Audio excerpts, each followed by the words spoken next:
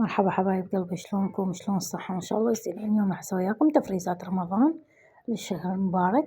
مثل ما تشوفون راح أسوي بيتزا وفطار. عندي كيلوين من الطحين، وخاشوقة كبيرة من الخمرة، وخاشوقة كبيرة من السكر والملح والكمباودر. خلطتهم بهذه الشكل المواد الجافة. راح أخلي ماي دافي وأعجن.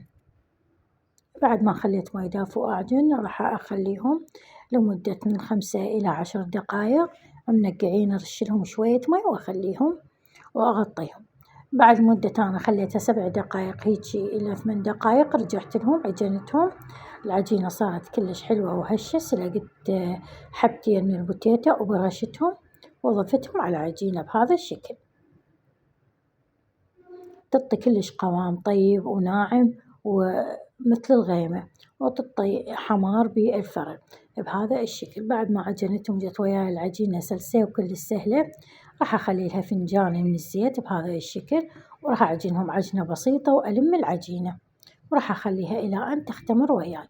بعد ما اختمرت العجينة راح أشكلها وأسوي من عندها الفطائر وبيتزا العشاء.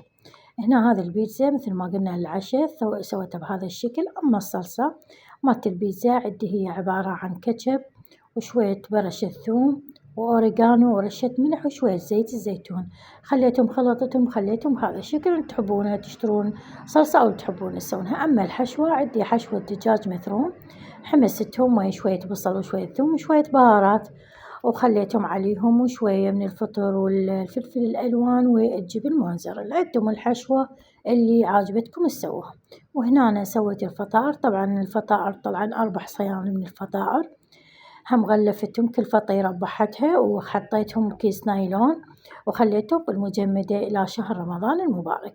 أما هذه بقت شوية عجينة فسويتها بهذا الشكل.